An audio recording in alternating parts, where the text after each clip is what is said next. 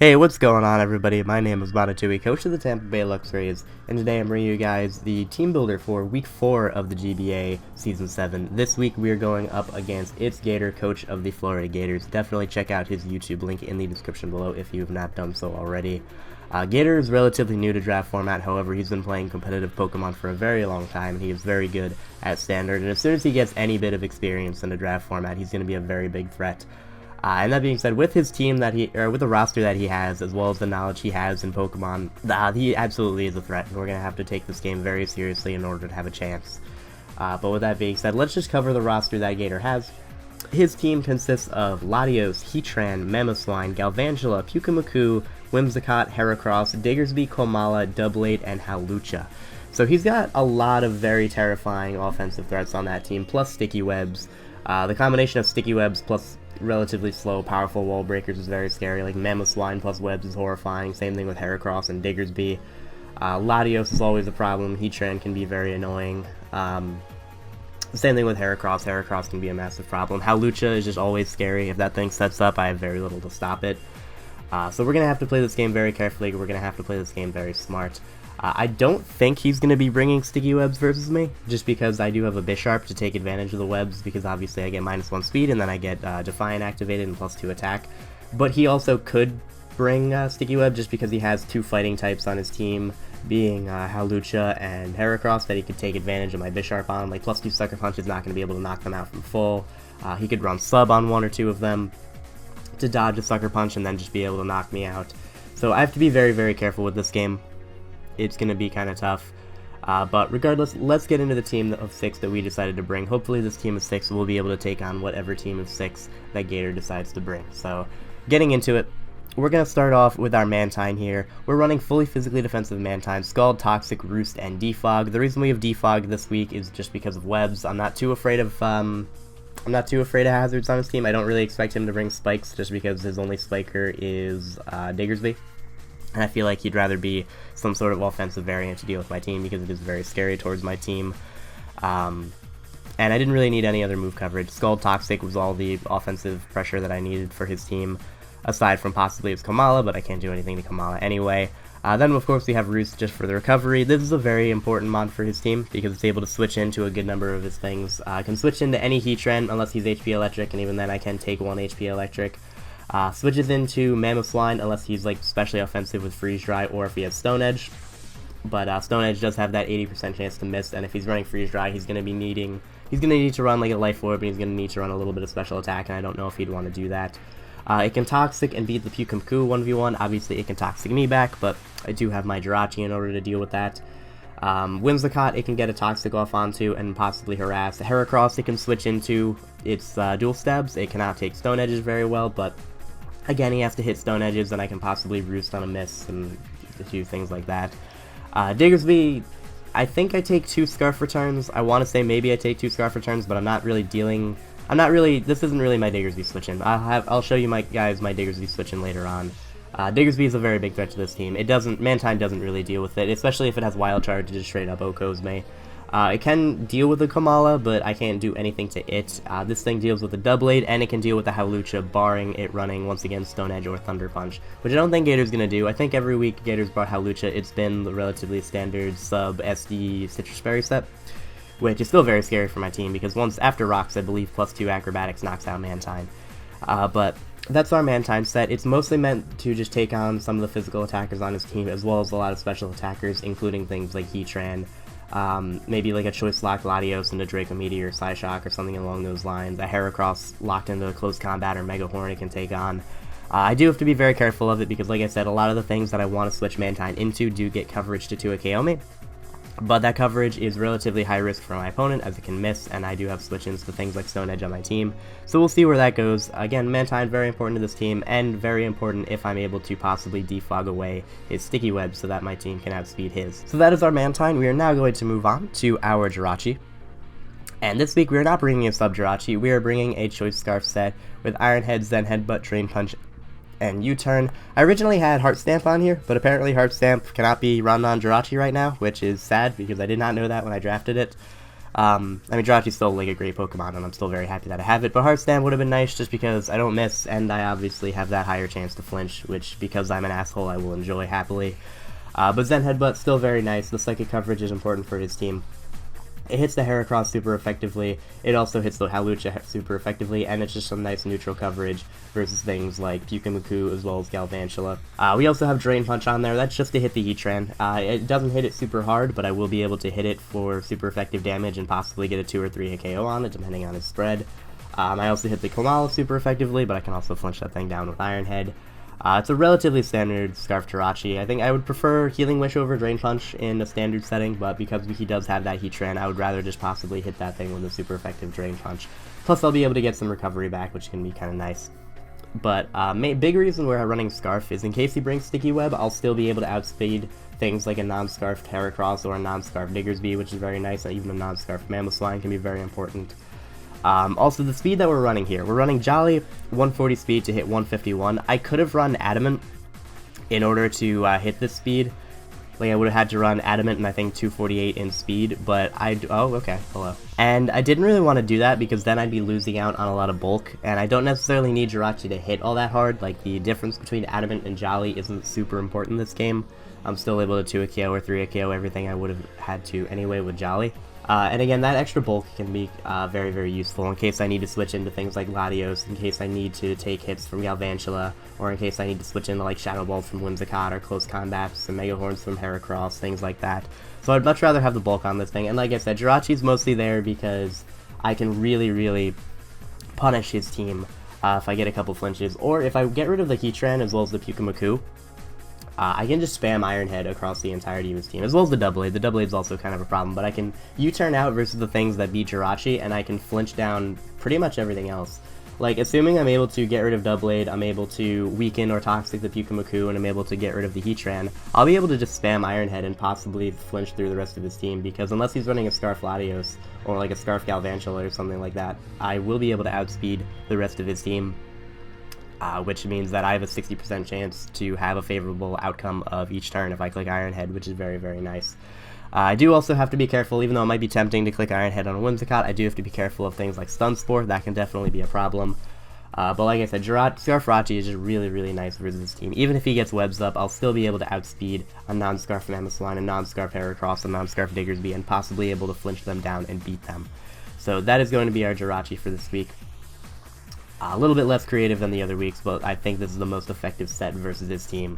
But with that being said, we're going to move on to our next Pokemon here, and this is a set that I was pretty happy seeing, and I was just incredibly impressed with this thing, and that is going to be a fully physically defensive Buzzwole, Hammer Arm, Leech Life, Sub, and Roost. Sub is largely to avoid getting statused by things like Pyukumuku, as well as possibly like a Toxic on Komala or something along those lines, even like a Toxic on Double Blade, even though I don't do much to Double Blade. If he's Toxic, I don't know if he'll be SD, and I should be able to beat it 1v1, because I have recovery and it does not. Hammer Arm, Leech Life hit pretty much most of his team. I really wanted to run something like Ice Punch in order to hit the Hawlucha, but Hammer Arm should be enough to break its sub every time anyway, so I wasn't too concerned about that. Again, its dual stab just hits its team really, really hard. I also really wanted to run Earthquake so that I can hit the Double Blade, but it's kind of tough. I can't really touch the Heracross, but it doesn't have much to touch me anyway, so I'm kind of okay with that. Physically defensive Buzzwole is really, really impressive. With Leftovers recovery, I can take an Adamant Natural Gift Flying from Mamoswine plus an Icicle Crash. And obviously it's not Life Orb because it has to be the, I believe, I forget what berry, but it's a base 100 power berry. Adamant Natural Gift Flying from Mamoswine plus Icicle Crash has a good chance to not knock me out from full, which is absolutely incredible. Not knock me out from full after Leftovers, which is extremely impressive. With this spread, I'm able to easily switch into Mamoswine unless he's running like Life Orb, Hidden Power Flying.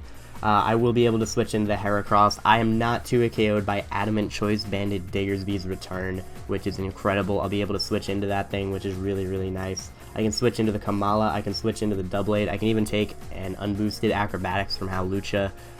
Physically defensive Buzzwole is just really, really nice for his team. The main reason this is here is because I needed to switch into Diggersby. Like, whether that thing is Scarfed or Banded or Life Orb or Agility or whatever, I need to switch into it, and Buzzwole just so happens to be the perfect switch in because it cannot 2-KO me, which is absolutely incredible. We have Sub there, like I said, just to dodge status from things like Pyukamaku. I know he likes to run Toxic on his Pyukamaku, which, you know, makes sense. It has no other way to hit things offensively. Roost is there, obviously, just to heal myself. I can heal up versus things like the Kamala, the Doublade, the Heracross, the Pyukamaku, the Mamoswine. I can even possibly beat a Psyshock Latios 1v1, like I can take a Psyshock absolutely no problem and then knock it out with a Leech Life afterwards. Buzzwole is just a super important member of this team. It's able to take so much damage from so many different things on his team, and I'll be able to fire back very, very hard. Even though I'm not invested in an attack, I'm still able to get a lot of damage off onto a lot of things. Like, I really hurt the Latios, I really hurt the Heatran, I really hurt the Mamoswine, I still really hurt the Galvantula, I still hurt the Whimsicott if it wants to switch in on Leech Life, and I really hurt that Diggersby. So this is a very, very efficient Pokemon versus this team, able to take hits very well and able to dish out even more damage back. So with that being said, we're now going to move on to our Greninja. We are going to be running choice specs. We've run specs in the past. We ran modest specs, I believe, but this week we are going to be running a timid choice specs Greninja with Hydro Pump, Dark Pulse, Water Shuriken, and Ice Beam. No U-turn. I don't really need it this week because he does not have a good switch into this Pokemon whatsoever on his team. It outspeeds the entirety of his team. Like 100%, everything on his team is outsped, bar Webs not being up and bar any Scarfers, obviously. Dark Pulse plus Hydro Pump are super spammable versus his team. Like, when you look at his team, his resist to water are Latios, Pyukamaku, and Whimsicott. And Whimsicott does not really want to switch in on a Specs Hydro Pump whatsoever. Latios does not want to switch in onto Greninja pretty much ever because of, obviously, Stab Dark Pulse. And Pyukamaku, I can do a lot of damage to with Specs Dark Pulse, and I do have my responses to that thing as well. So it's just a very, very threatening Pokemon versus this team. We also have Ice Beam on there. That's just so that I can hit the Hawlucha super effectively and more reliably, like I don't have to risk Hydro Pump missing. Also, Ice Beam gives me is the strongest move I can hit Whimsicott with. That is on the special side. I didn't feel like going mixed and running Gunk Shot. Ice Beam will do plenty damage due to the fact that it's Specs and due to the fact that Whimsicott is not entirely all that bulky. This is just such a big offensive threat to his team. I can really see Greninja cleaning up his team late game if I'm able to whittle his team down a little bit, because Specs Dark Pulse knocks out Latios, Specs Hydro Pump can OHKO or 2 KO Heatran, I OHKO Mamoswine, I can OHKO Galvantula, I can OHKO Whimsicott with Ice Beam depending on its spread, I can do a lot of damage to Heracross, I can OHKO Diggersby. Specs Hydro Pump, I believe, is able to 2 KO Spadef Kamala. I believe, I'm pretty sure that's true, because I originally had Surf on this thing, but I switched it to Hydro Pump once I saw that Surf couldn't 2 KO Kamala. And then obviously I have I have Dark Pulse for the Doublade and Hydro Pump and Ice Beam to knock out the Hawlucha. This is just such a big problem versus team. I also have Water Shuriken just in case he does get up Webs, and things like Mamoswine are a problem, things like Diggersby are a problem. I can deal with them with priority Water Shuriken. This is just such a powerful, scary Pokemon for his team, and I'm very happy I'm able to bring this, because they're really, again, like, on the entirety of his roster, there isn't a set switch into this thing. The thing that resists my Dual Stab in Whimsicott does not want to take Specs Hydro Pump, and it doesn't want to switch into a Specs Ice Beam. So that's our Greninja. Super, super scary Pokemon for his team. Definitely one of the most threatening against his team. And I'm really excited to use this and to bring it. The next Pokemon that we are going to be covering is going to be our Roserade. We're running kind of an interesting set on this Roserade. Sludge Bomb, HP Ground, Spikes, and Toxic Spikes. We do not have Grass Stab, even though it would be very nice to hit things like the Mamoswine, as well as the Diggersby, as well as the Pyukamaku. But this thing's job isn't really to necessarily deal with other of his Pokemon. This thing's biggest job is to just get up Spikes and Toxic Spikes. His team is pretty weak to it. He doesn't have the best of removal on his team. In fact, I believe his only removal is Latios. Yeah, it is. And if he runs the Defog on Latios, that he's missing out on very crucial coverage for my team. Like, he wants to have Dual Stab. Then he wants to have something like Shadow Ball for my Jirachi. He's going to want Roost. He's going to want maybe Thunderbolt for my Mantine. He might want something like Hidden Power Fighting for my Bisharp. So his moveset on Latios requires a lot of attacks. I don't think he's going to be running Defog on it, so I would like to pressure his team with hazards as much as I can. If I can get up 2 layers of T-Spikes, his Pyukamaku is not going to be able to deal with my team. His Whimsicott is going to be whittled for my Greninja as well as my Buzzwole, which is very nice. Even something like Doublade switching in on to regular Spikes often enough is going to be very, very useful for me. Things like Heatran switching in on Spikes are going to be great. I can get Spikes up for the Mamoswine and possibly break that thing's sash. The Mamoswine is also the biggest reason we're running Yachi Berry. Roserade with the Yachi Berry will be able to survive one Adamant, Band-Aid, or Life Orb Ice Shard. and be able to get off a hazard. Again, I don't really expect Roserade to be around all that often. The biggest job that this thing has is just to get up a spike, hopefully a toxic spike as well. I don't think I'll be able to get up all my layers of spikes just because it seems very offensive and it does pressure me very hard, but if I'm able to get up at least one layer of hazards, then I'll be happy with this thing. Any more, and that's even better, but just one layer of hazards is all that I really want in this game. And if Roserade can give that to me, then that would be absolutely amazing. We also have Technician, Hidden Power, Ground. That's going to be able to hit Heatran very hard, as well as being able to 2-hit KO things like the Doublade, which is very nice. Roserade will be able to set up hazards versus things like the Galvantula. I'll be able to set up hazards easily versus Pyukumuku, versus Whimsicott. I can threaten out things like Diggersby and set up hazards versus them. I can set up hazards versus possibly the Doublade, depending on what set it is. Also, I realize that he also has Komala for Rapid Spin, which he definitely could bring, but Komala going for Rapid Spin is a free switch in to my Buzzwole as well as my Jirachi, which are both very big threats versus his team. So I'm trading hazards for a very large amount of offensive momentum in my favor, which I'm going to be very, very happy about. I wonder how many people put in the comment section already, he also has Komala, without getting to this point in the video. If you did, it's okay, I forgive you, buddy. But like I said, the biggest job that Roserade has is to be able to get up spikes. If he doesn't have hazard removal, great. If he does have hazard removal, I will be able to capitalize on that offensively. So either way, being able to get up hazards or gaining myself offensive momentum is going to be really, really important versus Gator this game. So that's going to be our Roserade. Now we're going to move on to the final member of our team, and that is going to be our Zygarde. This is another very, very big threat versus his team. I debated between Coil and Dragon Dance for a while, but I decided that with all of his very scary physical attackers, I decided that Coil was a little bit better. I didn't really need to boost my speed all that much because I do have priority E-speed that'll be able to hit things relatively hard. We also have Sub there. I have to be very, very careful of like an Oblivious Psych Up Baton Passing Pyukumuku. I know it can do that, and I have to be very careful that it doesn't Psych Up Baton Pass into something else. That's also partially the reason I have Coil, because Dragon Dance is much scarier for me to deal with than Coil, so if he is able to pull off a Baton Pass type thing like that, at least I'll be able to deal with it offensively afterwards with one of my special attackers, whereas if it's Dragon Dance, I'm kind of just screwed. But regardless, I'm going to try and not let that happen anyway. 1000 Arrows Extreme Speed hits pretty much the entirety of his team. Like, what's nice is I can Coil up, and if he hard switches into Whimsicott, I can hit it with an Extreme Speed before he's able to Encore me in to any attack. Also, just in case you didn't know, things like Encore as well as Psych Up go behind Sub, so having that E-Speed priority is going to be very, very nice. After a Coil, I'm able to take hits from pretty much all of his physical attackers, like even an Ice Punch from Diggersby should not be able to knock me out. I can set up all over the Howlucha, I can set up on the Doublade, I set up all over the Komala, I can set up on possibly Heracross, depending on what he's locked into and depending on his item. I can set up on the Heatran as well, assuming he's not going to be able to burn me, but I do have Sub to possibly avoid burns, which is very nice.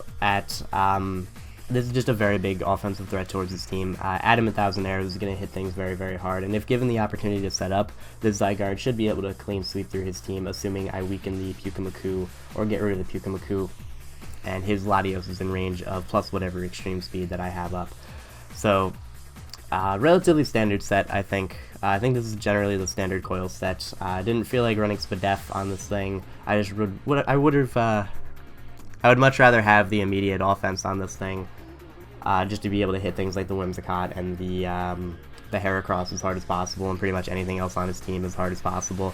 And we already had a good enough defensive core of Buzzwole plus Mantine, and even then, like things like Jirachi and Roserade are not frail, particularly Roserade on the special side is not frail whatsoever. So, also obviously with extreme speed, I will be able to hit Mamoswine with an attack before it's able to hit me with Ice Shard, which is very, very nice. I'll be able to hit Galvantula, and I believe at +2 extreme speed we'll be able to knock that thing out. Pretty much anything that could outspeed me and knock me out, I have extreme speed for, and I can pick whatever Pokemon is in front of me off as soon as they're weakened a little bit. So that is going to be our Zygarde, and that is going to be our team versus ItzGator, coach of the Florida Gators. Like I said earlier, check him out in the description below if you have not done so already. Thank you guys very much for watching. I hope you all enjoyed, and I will see you in the match that will be going up the day after this is uploaded. Once again, thank you, and I will see you then.